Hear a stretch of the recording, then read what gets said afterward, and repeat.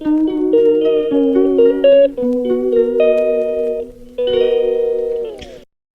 Guys, good morning. তো আজ হচ্ছে বিশ্বকর্মা পুজো, তার জন্য আমি সকাল সকাল রেডি হয়ে গেছি।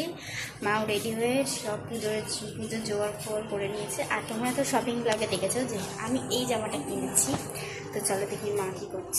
এখানে চা হচ্ছে, চায়ের জল ফুটে গেছে, আর উনি দেখো গল্প করতে ব্যস্ত। আরে চায়ের জল সব ফুটে গেল।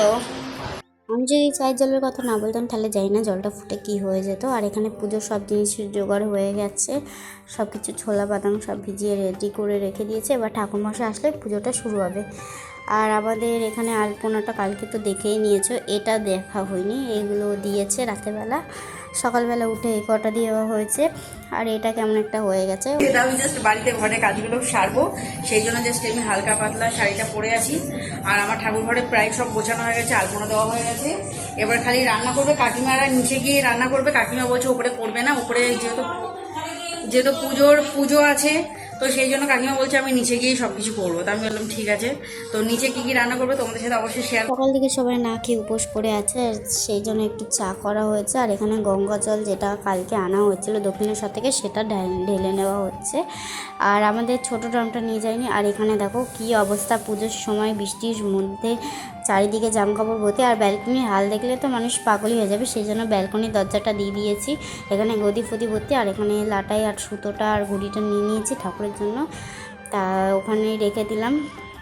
এখানে আমি খই মুরগিটাও সাজিয়ে নিয়েছি, দেখে বলবে কেমন লাগছে সাজানোটা। আর এখানে শিরো বসে বসে লোক দিচ্ছে। এখানে নাড়ু আছে, খেজুর আছে। আর এখানে মা মাটি গোল পাকাতে পাকাতে একটা কেঁচো পেয়ে গেছে, সেই জন্য মা কেমন মুখটা একটা করছিল। মেন গেটে যে ঘটিটা পাতা হবে সেখানে জল দিয়ে দিলাম, এবার রেডি করা হবে। আর এখানে দেখো শিরোর চোখগুলো জ্বলছে, আরও পালানোর জন্য রেডি হয়ে বসে আছে। আর আমি মায়ের জন্য নিচ থেকে একটা নাইটি নিয়ে যাচ্ছি, কারণ মা শাড়ি পরে কাজ করতে পারছে না। যেই শাড়িটা কিনেছে সেটা যখন পুজো শুরু হবে তখনই পরবে, এখন কাজ বাজ করবে, নোংরা টোংরা লেগে যাবে সেই জন্যে। আর এখানে দেখো ফুল চলে এসছে, ফুলও আটকে নিয়েছে। আর এখানে মায় দেখো আবার আলপনা দিতে বসেছে। আলপনা দিয়ে আর হয় না, সারাদিন যখনই দেখছি আলপনা আর আলপনা। তো মাকে বললাম তুমি যাও রেডি হও, এবারে এখনই পুজো শুরু হয়ে যাবে, তাই আমি আলপনা দিতে বসে গেছি। আর দেখো আমি আলপনা দিয়েছি, কি জঘন্য না হয়েছে। যাই হোক, এখানে ফল চলে এসছে, কিন্তু মা এখনও রেডি হয়নি, ফলগুলো এখনও কাটাও হয়নি। দেখো ওখানে ঠাকুরমশাই ঘরটা পেতে নিচ্ছে।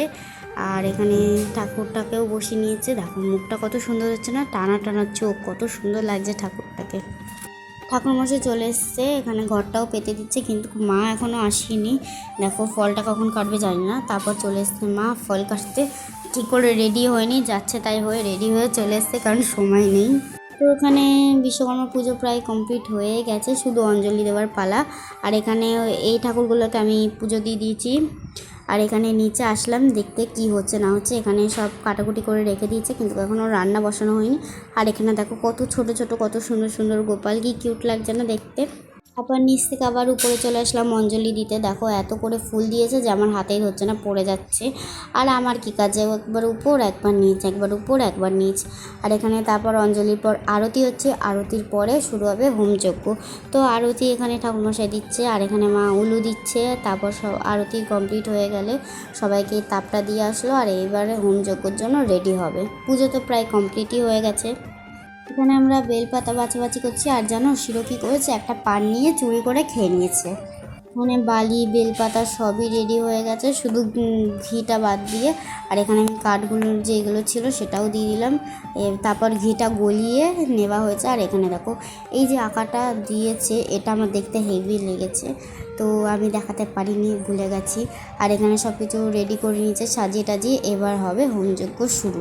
দেখো আগুনটা ধরেছে, আগুনটা যা উপরে উঠেছিল না, আমি তো এই প্রথমবার হোমযজ্ঞ দেখেছি, আগেরবারে হয়েছিল কিন্তু সেই সময় আমি ছিলাম না, দোকানে চলে গেছিলাম, সেই জন্য আমি দেখতে পাইনি। আর হোমযজ্ঞ কী দেখবো, আমি তো কেঁদে কেঁদেই ওখানে পাগল হয়ে গেছি চোখ জ্বালার চোটে। হোমযজ্ঞ শেষ, এবার এটাকে নেভানোর পালা, সেই জন্য এখানে গঙ্গা জল দিয়ে দিল, একটু দুধও দিয়ে দিল। আর এটা যখন নেভাচ্ছিল না, চির আওয়াজ হচ্ছিল। তো আমার আর কী কাজ, আমি আবার নিচে চলে এসেছি। পুজো হয়ে গেছে, এখানে মাও আছে।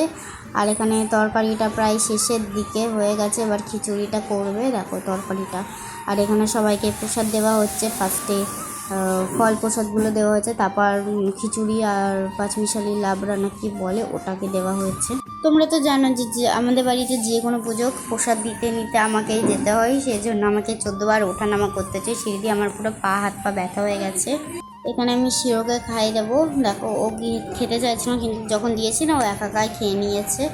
দেখো মুখটা এমন করে ঘোরাচ্ছে, আর আমার সাদা জামা, আমার শুধু ভয় হচ্ছে যদি আমার জামাতে পরে আমাকে তো মা পিটিয়ে ছাল তুলে দেবে। আর এখানে 5:30 পৌনে 6টা বেজে গেছে। যারা রান্না করেছে তাদেরই এত খেতে লেট হয়ে গেলে এটা কোনো দিন মানা যায় বলো তো? তারপর মাও খেয়ে নিল। আর যায় না সন্ধ্যেবেলা এই বিড়ালটা কোথা থেকে উৎপত্তি হয়েছে আমাদের বাড়ি। এই বিড়ালটা কিন্তু 2 পায়ে দাঁড়াতে পারে, আর এই বিড়ালের জন্য একটা নাম দিয়ে দাও তোমরা। তারপর চলে এসেছিলো বন্দনা আন্টি, এখানে খিচুড়ি খাচ্ছে। আর ওখানে আছে স্নেহা দিদি, লজ্জা পাচ্ছিলো ক্যামেরার সামনে আসতে, তাও আমি লুকিয়ে লুকিয়ে দেখে নিয়েছি। আর যদি আজকে ভিডিওটা ভালো লাগে তাহলে সাবস্ক্রাইব করে দিও। Bye bye.